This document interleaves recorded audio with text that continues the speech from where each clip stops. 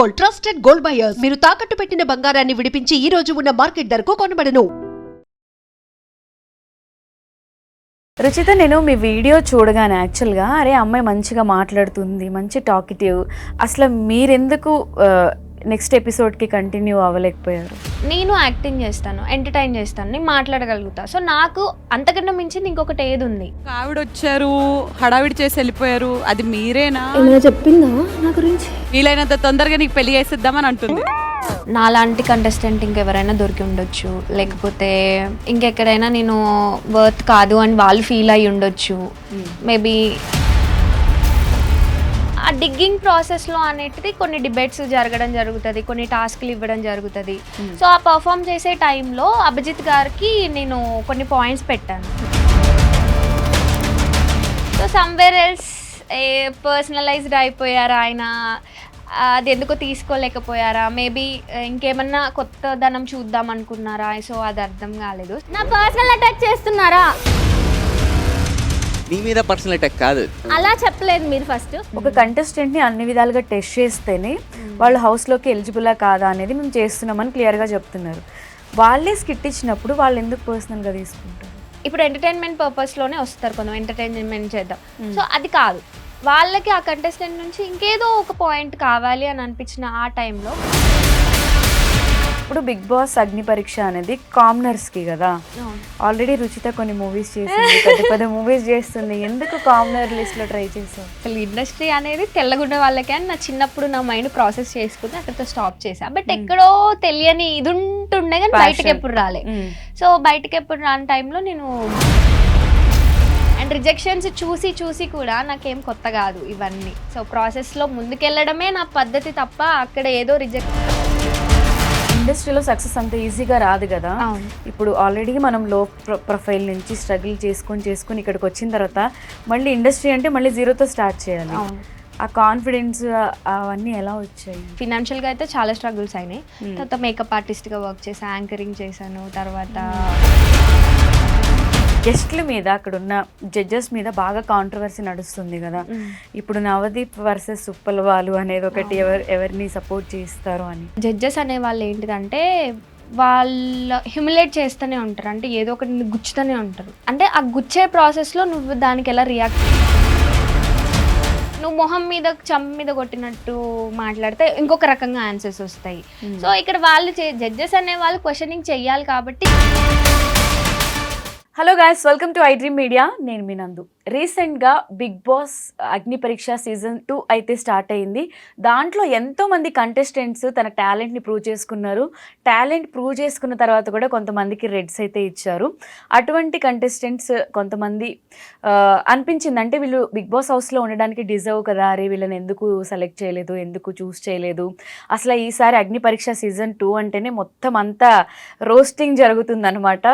ఆర్టిస్టుల దగ్గర నుంచి, గెస్టుల నుంచి, యాంకర్ వరకు ప్రతి ఒక్కరిని అందరూ రోస్ట్ చేస్తూ ఉన్నారు. ఫేర్ అని, అన్ఫేర్ అని చెప్పి జడ్జ్మెంటు.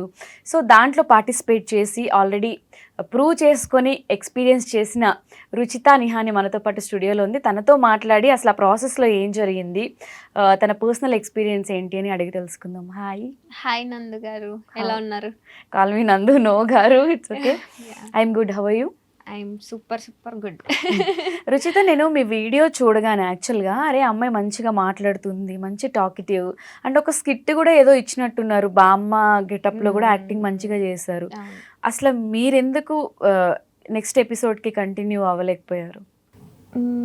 రీజన్స్ అంటూ నాకు ఏం తెలియదండి. మేబీ వాళ్ళకి నాలాంటి కంటెస్టెంట్ ఇంకెవరైనా దొరికి ఉండొచ్చు, లేకపోతే ఇంకెక్కడైనా నేను వర్త్ కాదు అని వాళ్ళు ఫీల్ అయ్యి ఉండొచ్చు. మేబీ ఇంకేమన్నా ఆపర్చునిటీ ఇద్దామని అనుకోవచ్చు. సో లాట్ ఆఫ్, అంటే వాళ్ళు ఏం ఫీల్ అయ్యారో అనేది నేను చెప్పలేను కదా. ఐ గేవ్ మై 100%, ఇంకంతకంటే ఎక్కువే ఇచ్చాను. సో రిజల్ట్స్ అనేటివి మన చేతిలో ఉండవు కదా, ప్రయత్నం ఒకటే మన చేతిలో ఉంటుంది. అదైతే నేను ఫుల్ ఫ్లెడ్జ్గా చేశాను, ఐఎమ్ సాటిస్ఫైడ్. ఓకే, ఎక్కడైనా అనిపించిందా అంటే ఇది అన్ఫేర్ అని? నేను చాలా వీడియోస్ చూసాను, కొంతమంది ఆ స్టేజ్ దగ్గర వెళ్ళిన తర్వాత ఎక్కువ పర్ఫామ్ చేయలేకపోవడం, ఎక్కువ ఎక్స్ప్లెయిన్ చేయలేకపోవడం, తడబడ్డం వల్ల కొంతమంది రిజెక్ట్ అయ్యారు, రెడ్స్ తీసుకున్నారు. బట్ మీరు మంచిగా మాట్లాడారు, మంచిగా ప్రజెంట్ చేసుకున్నారు. ఊరు గురించి కూడా క్యూట్ విలేజ్ అని, అంటే అక్కడ శ్రీముఖి హోస్ట్లా ఎలా అయితే గలగలా మాట్లాడుతూ ఉంటుందో ఈక్వల్గా మీరు కూడా డామినేట్ ఆల్మోస్ట్ డామినేట్ చేస్తారనే చెప్పుకోవచ్చు. అలా మాట్లాడిన తర్వాత కూడా మీకెందుకు రెడ్ వచ్చింది? అదే అండి, షో ఫార్మాటే అలా ఉంటుంది. అంటే మీరు ఒకటి, ఇప్పుడు మీరు యాంకర్ అనుకోండి, సో యాంకర్కి మించింది మీ దగ్గర ఏది ఉంది? మీరు టాకటివ్, ఓకే అర్థమైంది. దానికి మించింది ఏది ఉంది? నేను యాక్టింగ్ చేస్తాను, ఎంటర్టైన్ చేస్తాను, నేను మాట్లాడగలుగుతా. సో నాకు అంతకన్నా మించింది ఇంకొకటి ఏది ఉంది? సో ఆ డిగ్గింగ్ ప్రాసెస్లో అనేటిది కొన్ని డిబేట్స్ జరగడం జరుగుతుంది, కొన్ని టాస్క్లు ఇవ్వడం జరుగుతుంది. సో ఆ పర్ఫామ్ చేసే టైంలో అభిజిత్ గారికి నేను కొన్ని పాయింట్స్ పెట్టాను. సో సమ్వేర్ ఎల్స్ ఆయన నాకు ఏం టాస్క్ ఇచ్చారు అని అంటే, రుచిత మీరు అభిజిత్ ఇద్దరు హౌస్లో ఉన్నారు, సో ఫుడ్ గురించి గొడవ పడండి అని చెప్పారు. సో ఫుడ్ గురించి గొడవ పడ్డప్పుడు అన్నప్పుడు నేను అభిజిత్ గారు ఎందుకు తిన్నాను నా ఫుడ్ అంటే, నామినేట్ చేసేసాయి నన్ను అని అన్నారు. నామినేట్ కాదండి, అలా ఎలా తింటారు ఫుడ్? ఇప్పుడు అందరికి ఈక్వల్గా ఉండాలి కదా, మీరు అలా ఎలా తింటారు చెప్పకుండా? సో దాన్ని నాకు రీజన్ కావాలి. And you are a mind gamer. So and ఒక మైండ్ గేమర్ అనే వాళ్ళు ఎప్పుడైనా కూడా అలా ఒక రీజన్ లేకుండా ఫుడ్ తినరు. సో మీరు తినడానికి ఒక రీజన్ ఉంది అని చెప్పి ఆయన పొగుడుతూ అందులో కూడా ఒక మంచి పాయింట్ పెట్టి చెప్పాను. సో ఆ ప్రాసెస్లో ఐ డోంట్ నో తను ఏం ఫీల్ అయ్యారో నాకు తెలియదు, కానీ ఆ హౌస్ హార్మనీ అంటే హౌస్ నుంచి బయటకు వచ్చారు, అంటే స్టేజ్ పైకి వచ్చారు. స్టేజ్ పైకి వచ్చి నీ లుక్స్ అవి ఇవి అనుకుంటే ఏదో మాట్లాడారు. సో అక్కడ బాడీ షేమింగ్ చేస్తున్నారా అది ఇది అని చెప్పి నేను డిఫెండ్ చేసుకున్నాను. ఆ బాడీ షేమింగ్ అనే వర్డ్ టెలికాస్ట్ చేయలేదు. ఆ ముందుది ఏంటి, నన్ను పర్సనల్ గా అటాక్ చేస్తున్నారా మీరు అనే పాయింట్ అయితే నేను పెట్టడం జరిగింది. సో సమ్వేర్ ఎల్స్ పర్సనలైజ్డ్ అయిపోయారా ఆయన, అది ఎందుకో తీసుకోలేకపోయారా, మేబీ ఇంకేమన్నా కొత్త ధనం చూద్దాం అనుకున్నారా? సో అది అర్థం కాలేదు. సమ్వేర్ ఎల్స్ కొంచెం పర్సనల్ గా తీసుకున్నట్టు నాకైతే అనిపించింది, హానెస్ట్ గా. జడ్జెస్ పర్సనల్ గా తీసుకున్నట్టు అనిపించింది. అభిజిత్ గారు ఆ కాన్వర్జేషన్ ఎందుకో కొంచెం పర్సనల్ గా తీసుకున్నట్టు. ఇప్పుడు వాళ్ళే స్కిట్ ఇచ్చి ఇప్పుడు వాళ్ళు ఏమంటున్నారు, సోషల్ మీడియాలో మాట్లాడుతూ కూడా ఒక కంటెస్టెంట్ ని అన్ని విధాలుగా టెస్ట్ చేస్తేనే వాళ్ళు హౌస్ లోకి ఎలిజిబులా కాదా అనేది మేము చేస్తున్నామని క్లియర్ గా చెప్తున్నారు. వాళ్ళే స్కిట్ ఇచ్చినప్పుడు వాళ్ళు ఎందుకు పర్సనల్ గా తీసుకుంటారు? అది నాకు అర్థం కాలేదు. సమ్వేర్ ఎల్స్ నేనే మిస్అండర్స్టాండ్ చేసుకొని ఉండొచ్చు ఆ ప్రాసెస్ ని, మేబీ నాకు అర్థం కాకపోవచ్చు. సో ఎవరి ఒపీనియన్ వాళ్ళకు ఉంటది కదా. సో యాజ్ అ జడ్జ్ కన్నా కూడా నాకు ఎందుకో ఒక 1-2% కంటెస్టెంట్ కిందికి వచ్చినట్టు అనిపించింది నాకు. ఐ ఫెల్ట్ అక్కడ నాకు అర్థమైంది, అయ్యో ఏదో సిచ్యువేషన్ ఏదో గయబ్ అవుతుంది, ఇంకా కొంచెం నేను అలర్ట్గా ఉండాలి అని చెప్పి ఐ సెడ్ సారీ ఆల్సో. నేను సారీ అని కూడా చెప్పాను అనమాట. అంటే సారీ అని చెప్పింది శ్రీముఖి గారు ఇంటరప్ట్ చేసి, ఫుడ్ తినింది అభిజిత్ గారు కాదు నేను తిన్నాను అని అంటే, ఓకే సర్లే ఎందుకు ఇంకా గొడవ పెట్టుకోవడము అని చెప్పేసి ఐ సెడ్ సారీ. సో అక్కడ జెన్యూన్ ప్రాసెస్ జరుగుతుంది. అండ్ జెన్యూన్ గానే అందరు ఒక కంటెస్టెంట్ లో వాళ్ళకి ఏది చూపించాలి అని అనుకుంటున్నారు కాకుండా వాళ్ళు ఏం చూద్దాం అనుకుంటున్నారు అంటే, ఇప్పుడు ఎంటర్టైన్మెంట్ పర్పస్ లోనే వస్తారు కొంచెం, ఎంటర్టైన్మెంట్ చేద్దాం. సో అది కాదు, వాళ్ళకి ఆ కంటెస్టెంట్ నుంచి ఇంకేదో ఒక పాయింట్ కావాలి అని అనిపించిన ఆ టైంలో కొన్ని వర్డ్స్ యూజ్ చేయడం, అది దట్టు అడగాల్సిన పద్ధతిలో కాకుండా కొంచెం వేరే రకంగా అడగడం వల్ల కొంచెం కంటెస్టెంట్స్ హర్ట్ అవ్వడం జరిగింది. సో ఆ ప్రాసెస్ ఆల్ అబౌట్ అగ్ని పరీక్ష అంటేనే ఇంకా అన్ని రకాలుగా పరీక్షలు పెడతారు, అవన్నీ తట్టుకొని ఆ మైండ్ గేమ్స్ ఆ మాటల్ని ప్రతిదీ తట్టుకొని మనం నిలబడి చూపించాలి. సో అభిజిత్ గారు కూడా అలా చెప్పినప్పుడు నేను ఒకటే అన్నాను, ఆమె గుడ్ లర్నర్ అండి, మీరు చెప్పిన పాయింట్ నేను తీసుకుంటాను, నేను తీసుకొని దాన్ని నేను అనలైజ్ చేసుకుంటా, ఓవర్ కాన్ఫిడెంట్ అన్నాను నన్ను.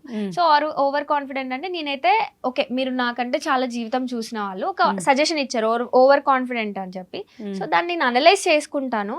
ఇన్ కేస్ నిజంగా నేను ఓవర్ కాన్ఫిడెంట్ అని నేను నిజంగా ఫీల్ అయితే దాన్ని ఇంప్లిమెంట్ చేస్తా, అదర్వైజ్ నేను తీసేస్తా. But thanks for the suggestion అని చెప్పేసి ఐ వెంట్ అవుట్. సో అది కూడా వాళ్ళకి కాలినట్టు అనిపించింది మీకు. మరి ఇదంతా ఫస్ట్ డే షూట్ ఒక వీడియోలో ఇది చూసాం, మరి నెక్స్ట్ డే మళ్ళీ పిలిచారా? అది బామ్మ గెటప్ వేసి అది కూడా చేశారు కదా, అది త్రూ అవుట్ అండి. నేను మార్నింగ్ 8 o'clockకి సెట్కి వెళ్ళాను విత్ బామ్మ గెటప్. లోపల ఆల్రెడీ డ్రెస్ ఉండింది నాకు, సో డ్రెస్ వేసుకుని దానిపైన శారీ కట్టుకొని పోయిన తర్వాత స్కిట్ అయిపోయినాక జస్ట్ హార్డ్లీ నాకు 3 minutes ఇచ్చారు డ్రెస్ చేంజ్ కి, ఆ హెయిర్ అదంతా పుల్లి. ఆ 5 minutes లో స్కిట్ మళ్ళీ second dress change 3 minutes, exactly 5 కూడా కాదు 3 minutes.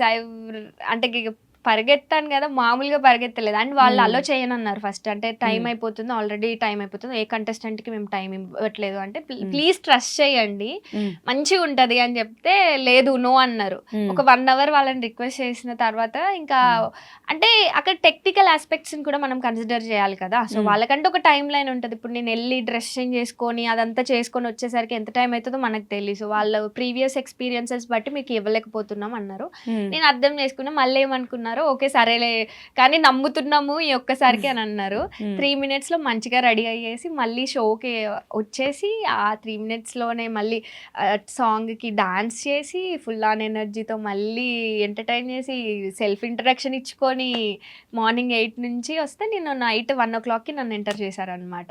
Hmm. సో చాలా ఇదిగా ఉండే. అంటే మీకు కూడా 5 minutes చాలా మందికి 1-2 hours కూడా టైం ఇచ్చారు అని చెప్తాను. 1-2 అది మనకు తెలియదండి. ఎందుకంటే ఆడిషన్ జరిగే ప్లేస్ లో నేను ఉండను, అంటే మనం ఉండం కదా. సో ఎవరికైతే ఆడిషన్ జరుగుతుందో వాళ్ళని బయటికి పంపించేస్తారనమాట. ఓకే, సో నాకైతే ఆల్మోస్ట్ 45 minutes దాకా జరిగినట్టుంది. 45 minutes వరకు టైం ఇచ్చారు. అండ్ ముందు చెప్పారు కూడా 5 minutes టైం ఉంటుంది. Hmm. అంటే అదేంటి 5 minutes అలా ఇలా అండి, 5 minutes లో ఏం చెప్తాం, అసలు ఇంట్రోనే కాదు కనీసం, నేను ఇక్కడి నుంచి వచ్చా పలానా అంటే లేదండి అదే చెప్తున్నా, మీరు హుక్ చేయగలగాలి జడ్జెస్ ని, వాళ్ళని పట్టుకోగలగాలి. వాళ్ళు ఇంట్రెస్టెడ్ గా ఉన్నారనుకో మీకు 1 hour 2 hours ఇచ్చినా మేము ఆశ్చర్యపోనవసరం లేదు, అది మీ ఇష్టం. కాకపోతే యాజ్ ఆఫ్ నౌ 5 minutes కంటే మీకు ఎక్కువ టైం లేదు. ఓకే, వాళ్ళని కన్విన్స్ చేసే విధానంలో టైం దొరికే వాళ్ళ ఇష్టం అది. మీరు ఇంట్రెస్టెడ్ గా ఉన్నారు అని అంటే చేసేసుకోండి, మాకు ప్రాబ్లం లేదు, మేము దింపం. ఓకే,